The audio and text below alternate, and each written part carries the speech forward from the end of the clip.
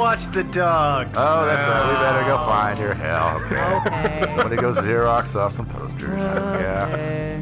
Yeah. Here are a few of the theories that are floating around out there. And yes, we're right into theories now. Right away. Right away. This one, whenever somebody disappears, of course, this theory always gets floated, which is that they disappeared voluntarily to go start a new life. And, you know, we heard that in Mara Murray's case, Dorothy Arnold's case. And I found a website called NK News, which quotes an anonymous friend of David's, who said that David was conflicted, that he was struggling, that he felt trapped, that he was being forced into a mold that he didn't really want. NK News, I believe, would be North Korea? I'm suspecting, you know, I was never able to find out to my satisfaction as to whether or not it was just a North Korean propaganda site. Yeah, I think I was on that site and I couldn't figure out what was going on. Yeah, I know. If you ever read any official press releases from North Korea, they're a lot less professional than that particular NK News website. Mm-hmm. Yeah, I mean, because you know the ones from North Korean government are bombastic, combative, and just kind of ludicrous. And whereas that one was the NK News article was actually written in a fairly reasonable, rational voice, even though I think they made up this anonymous friend of David's. Yeah, they didn't say who he was. And, yeah, it didn't sound to me like from what his other friends said that he was conflicted at all. They said David, this is back to NK News, he was last seen in a Korean restaurant in the company of, quote, a beautiful Asian woman, unquote. So they floated the idea that he decided to leave and start his life over again. Yeah, I don't like this theory. He left $700 behind in his bank account. Why wouldn't he get that out? If you're going to head off to start a new life, don't you want to take as much cash as you can with you? He never went back to get his backpack either. He already paid tuition for fall at Brigham Young. And also, last of all, I think that leaving your family hanging like that is really kind of a, what's the word I'm trying to think of? D-bag? Yeah, it's a D-bag move, you know. I mean, and he didn't strike me from what I've learned about David. That's that kind of a guy. So I have a couple of questions for you. Yeah. First off, tuition was paid. Was he financing his tuition or was he paying cash? Do you know? I never found it. No, I do not know. That's a good question. I'm going to guess that going to Brigham Young, he probably had to finance it. So when it says that it was paid for, really he had signed the loan paperwork, but if he never showed up, the money never would have transferred. Yeah. In this particular case, I'm not fully behind he decided to just take off and make a new life. I will say that from the perspective of his religion, it's you hear it described, and I've known some folks who were Mormons, is that it's a bit rigid at times. And you put on the happy face. Everything is great. You couldn't be happier. You do everything you're told to. You show no signs of any cracks in the foundation. But that doesn't mean they're not there, and that doesn't mean that people in that situation won't do things behind everybody else's back. A very particular example is that years ago, I met a girl and we started dating. This was very briefly, and I kind of knew she was Mormon, but I didn't really pay attention to it. And then not too long after we had been together for a very brief amount of time, I come to find out that, oh, well, her family doesn't know about me. They think she's extremely devout, and she's, according to the church, engaged. Engaged to you or to somebody else? To somebody else entirely who was of the church. Okay, now she was doing all of this she pulled it off with me for about a month before I was like, whoa, son, no, so this is not okay. She didn't try to convert you or anything? No, but the point is that when you are following what you are told you have to do and it's not what you want to do, people can get extremely creative about making that double life. Now, do I think that that's what happened to him? I don't see anything, but then again, I have to wonder, was he good enough at making that double life that for him, the whole time in Korea was a giant party, but everybody else didn't know it because he was just so good at hiding it? Maybe, but I have no idea how devout he was. Any religion is like there's always going to be people who are more into it than other people. Varying degrees of commitment. Yes. Yeah, a hell of a lot of variance there. But he left the money in the backpack behind. I don't know. People do, not everybody, obviously, but there's a certain fair number of people who classify Mormonism as a cult. Just to throw that out there. While everything, like Steve's been saying, may have seemed really hunky-dory to his friends and family, if he was feeling that it was kind of that way, and the only way to escape out of it would have been to fake his death and lead a different life. But I agree. I don't necessarily think you would leave all that stuff behind. No, I don't think so. Yeah, I mean, that dropping of every physical trace, I almost want to say that's like, a total government plot level thought ahead of time instead of, some dude who's like, that's it, I got to get out. He's not going to be that good at planning it ahead. Probably. Yeah. And I mean, it's... I don't think this is what happened, but no. I can't push it away as a possibility as easily as some are willing to. Sure. I can push it away pretty easily. I'm giving this theory one star out of 27 possible. We're doing that theory that way now. Yeah. It's one of those stories for Joe. Mm-hmm. Yeah. Folks at home, please write down that number. You're gonna need a cheat sheet at the end. Yeah, 1/27. Because there will be a test. Yeah. Mm-hmm. Yeah, so not a good theory in my opinion. Okay, next theory. He was murdered. It's hard to say why somebody would murder him, except maybe robbery. Maybe somebody wanted his money, his wallet, and but it maybe seems like he didn't have that much money on him. So. Yeah, and it's probably right. Yeah. And of course, as I said, murder was not typical of the area. Mm-hmm. But I will say this: I did look around a little bit, but it turns out in 2004, when David disappeared, there happened to be a farmer named Zhang Yongming. He lived in Yunnan province, although he didn't live he lived near the city of Kunming, which is a city that David was actually going to travel to shortly. It's a nearby city.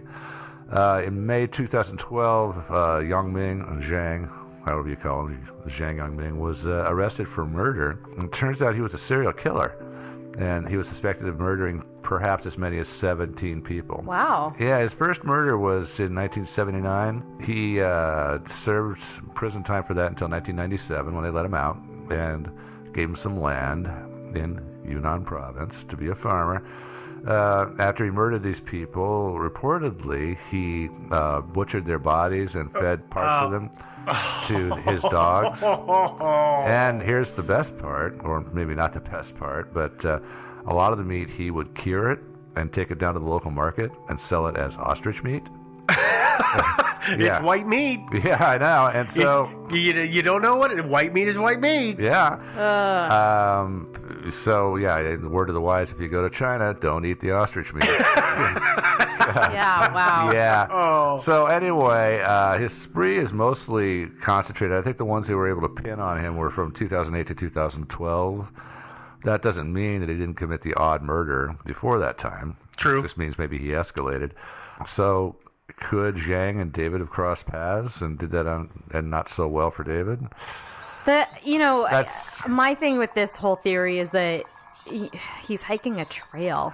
Yeah. That's not the best place to try and abduct somebody or commit a crime, because you don't know there's inevitably going to be somebody just around the corner on that path. Well, yeah, but I don't because I personally think, spoiler alert here, plug your ears, but anyway, I personally think he didn't meet him on the trail. He met him afterwards, after he left the trail.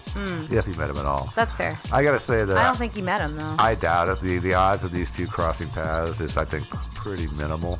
Yeah, it makes me think of, do you remember, what is that Timothy Oliphant movie where he's a newlywed and he meets another newlywed couple, and it turns out one couple is a set of crazy psycho killers. But it's just, everything about the movie is so absurd because the chances of this and the chances of that, it's one of those, we just build suspense and suspense till we have a sort of okay ending. But it's like, that only happens in written Hollywood movies. Well, that's where they meet on the trail and they hike for a day together and they form a friendship, and then he beats him over the head and cooks him for dinner. Okay, I know. spoilers. Yeah, I know. I don't think if they did meet, I think they would have met probably later on. Okay. But I guess another point to be made probably is that a tourist is probably way more likely to be missed. That's an American tourist. Yeah, because apparently people disappear in China with a disturbing regularity. But locals. Yeah, but locals. Right? Yeah, exactly. So and everybody figures they went to the big city or the next town to get better work. Or everybody figures that they were kidnapped and sent off to do forced labor. We'll talk about this in a minute. Okay. Yeah. Okay, so murder, I'm going to say is kind of improbable. I'm going to give that 3 stars. Okay. Out of 27. Okay. Yeah, I'm going to be consistent here. Is this an arbitrary scoring system, by the way, or is there some 27? logic behind it? No, he's done all the math behind it. Okay. The calculation. Yeah. All right. There's some I just want to make sure. Really complex formulas. Yeah. I don't want to get some statistician writing in about how our system is skewed. I just want to make sure. Yeah. Now you multiply 3 by 3 times, and you get 27. Yeah. So there you go. What's next? I like this system because it's more precise than just say 4 or 5 stars. Right. Yeah. Okay. Next theory: suicide. No. No, I know it's stupid. But, How many stars? I'm going to give this one a 1/4 star. Okay. Yeah, because obviously no body. There was no evidence of any kind of depression. His friend George Bailey, that he lived with in Beijing and he traveled with after Beijing, said didn't report any sort of depression or anything like that. Yeah, I would give ran away more credence in this. Oh yeah. Twice as much, in fact. At least. Our next theory: he fell in the gorge and went splat. Yeah, and of course, as you know, some people believe this, including the Chinese government. Yeah. That's what China says. Right, That's what Reddit says. Yeah. It's plausible because the high trail, as we've already said, is kind of scary, and people have died, by the way. Of course, one difference between those incidents and this is that they found the bodies in those cases. Yeah, so this will be a first, but that doesn't make it completely out of the question, right? Well, it's a gorge. Yeah. It's not a smooth surface. There's nooks and crannies. There's places for a body to fall into and get wedged down in a sheer face and get stuck there. Yeah, that's true. And a month goes by and the local birds have been having a heyday with it. You're not going to notice it anymore. It's just a pile of stuff. Yeah, I know. So it's that is possible. But David's father and his 2 brothers went to China. His father's name is Roy, and his brothers Michael and James. They traveled there about a month after he disappeared and retraced his steps. They went over the trail, and they claim that the trail is actually not that bad. They also say they found witnesses who saw him after he left the trail in the gorge. Yeah, that's what they say. So then he made it out of Tiger Leaping Gorge intact. Yeah. They arrived in Kiaotu on September 12th, I believe, and the U.S. Embassy had developed the rolls of film that the Chinese found in the backpack. They found a lot of shots from his travels with George Bailey. But there were about 4 good shots that had been taken only days before. According to George Bailey, the pictures were taken on August 7th and 8th, 2004. So just a few days before he disappeared. When they got there, they hired a Tibetan guide named Sean, who happens to own Sean's guest house in Tiger Leaping Gorge. Yeah, and they also hired an interpreter. They set on the high trail, and as I said, they didn't find it to be as difficult as some people make it out to be, but apparently these guys have a lot of outdoorsy experience. Well, I was going to say, I know, how old is Roy? He's in his 60s now, is that about right? I think so, yeah. Yeah, so I know that not too long after everything went down with their son, he and his wife went on another mission to somewhere in Africa, if I remember correctly, doing, their missionary duties, which was not all just sitting around in front of a table and waving at people. They're like doing heavy labor and stuff. So these people, they're tough stock. Yeah, they apparently do lots of backpacking and hiking and stuff like that. Worth reminding everyone, David is their family, so he would have been of the same Oh yeah, he had, experience. according to his family, he was an Eagle Scout who had many years of experience with backpacking and the outdoors. So and all them that stuff. finding it not so difficult would mean that he would likely have also found it not so difficult. Yeah, probably. Yeah, similar experience levels or competence. Yeah.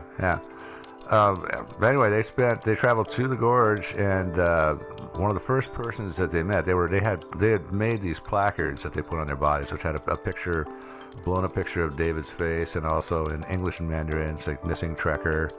And they talked to a lot of people. People would, walk up to them and try to be helpful. And they met this guide on the trail who was guiding some people through the trail. And he said that he had seen David, and he described the encounter this way. He said that he had been hiking from west to east in the gorge. So Kiantu was in the west, where you start out, and then it goes up and over the mountains, then back down to what's called the lower trail, which is actually a road. It used to be a trail. Now they made it into a road. And at that spot, there's a guest house or a hostel called Tina's Guest House. So they were headed from west to east on the trail, and David caught up with them. He was with a Hong Kong couple. And he said that they chatted for a little bit in Mandarin, and he and David chatted. David and the Hong Kong couple would talk to each other, and they would alternate talking in English, so the Hong Kong people could practice their English, and then they would switch to Mandarin, so David could practice his Mandarin.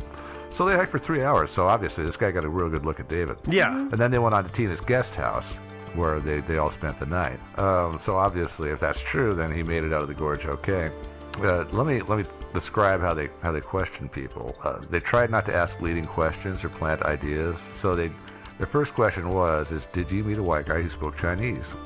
And if somebody said, yeah, I think I did. I remember. And then they would ask for a description of his height, weight, and clothing. And if that was reasonable, they'd ask, well, was he wearing a pack of any kind? And ask them to, describe the pack, the size, the color. And if their answers were all reasonable and believable, then they would pull out the pictures.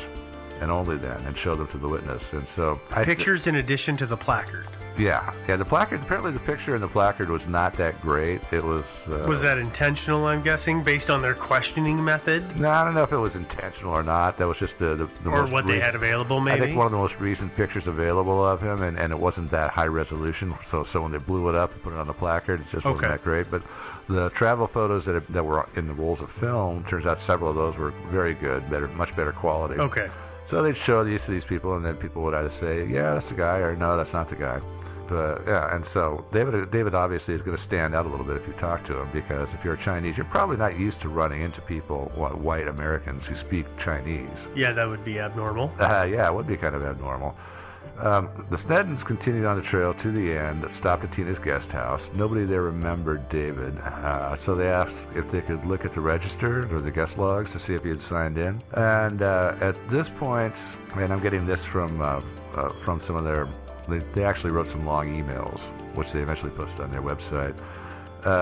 They went through the records. They found the records to be in somewhat of disarray, and there were no records for the 10th or 11th of August in there. They've been confiscated? I don't know, because a guy named Chris Vogel wrote a good article about this whole thing in Outside Magazine, and he said that in the article that these things had been confiscated. The logs had been confiscated for the month of August, but what they said at the time was that they didn't say anything about the police confiscating them. They just said that the 10th and the 11th were missing. It sounds like their logs were pretty haphazard at the best. Yeah, it sounds like, yeah. Okay. So that's what the Sneddon said. They said. I'm guessing it's not a log book as much as a series of leaflets or sheets of paper. Probably, yeah. To quote the Sneddons in their email, as is the case with so many guest houses that we have visited, the record keeping is not always well organized or up to date. Sometimes records have been delivered to the police, and sometimes they are missing. So. And I'm not sure. China is kind of a police state, so I'm not sure if they have to save all these things for the police or take them to the police, or if the police took it when they were doing their original search. Yeah. And then just never returned them. Well, it could have been that. I don't know. I'm not sure if if he didn't sign in. I'm not sure why they bothered taking him, except as evidence maybe. But then he did. Evidence that he hadn't been there, so they must be right about the fact that he fell into the gorge. Yeah, but you would think they would just look and see if he signed in and then give him back the logs, right? Unless he did sign in. And if they were, like, say, wanting to cover it up, yeah, possible. We'll talk a little bit more on that. Yes, we will. Yeah. They did find another place, by the way, in Shangri-La. There's a town, I forget the original name, it was renamed as Shangri-La. I gotta tell you, reading about Shangri-La, really, I was so weirded out because I'm like, wait a minute. No, I grew up hearing about Shangri-La being this mystical place that nobody's found, and now it's a town in Tiger Leaping Gorge? What? It is. It really... It's weird for anybody who's grown up learning that because it's from, what is the book, from 1933? Was it Lost Horizons? I think that's the book. Yeah. At least that was the name of the movie. Maybe the book was something different. But, yeah, I guess they renamed it that for touristic reasons. Yeah, they did. That's totally why. It's a little tacky, you ask me. But. Like what was the movie, The River Kwai? They shot the movie in the wrong place. And so the government went ahead and renamed a village so that it was in the right place according to the movie for tourism reasons. Oh, really? Yeah, it's not the first time this kind of stuff has happened. Oh, that's hilarious. I didn't know about that. Anyway, back to Shangri-La. They did find a place called... They eventually went on and to Shangri-La, and I'll tell you how they got there. But this place called the Deking Tibetan Area International Guest House, where... the woman who worked there ID'd David and said that he had spent the night there in August the 13th.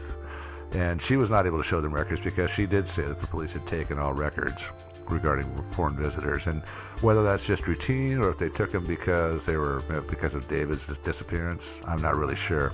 Anyway, the staying on the trail, when you get to the trail, you can turn left or right. That sounds super familiar. Yeah, I know. Yeah. When you get off the trail, you wind up on the lower trail, which is the road. And so he's still along the river, so he still could have wound up floating in the river at this point. Technically, yeah. Yeah. So he could have turned right and gone down the road to Kiao Tu and gotten his backpack back. Or he could have turned left and headed northeast to a village called Haba and some other villages beyond there. And that road eventually leads to Shangri-La. And so the family decided to turn left and go to Haba, just on a hunch. And 2 kilometers up the road, they got to Sean's guest house, which is where their business that their guide owns. And by the way, Sean himself didn't remember actually seeing David because David actually stopped in just briefly. He didn't spend the night there or anything like that. I think he stopped in and maybe had a little food. But a couple of employees at Sean's guest house did remember seeing David. And then from there, they continued on to the village of Haba and canvassed the town, and eventually found a storekeeper who positively identified David. Again, using their stringent methods of describe him first before we show him the pictures. They went on by hired car and bus, etc., until they got to Shangri-La. And first day they had no luck. Second day they found a Korean restaurant called the Yak Bar. And knowing that David, I know. I know. I understand why it's named that, but it doesn't sound like I went to the Yak Bar. It made me yak. Yeah.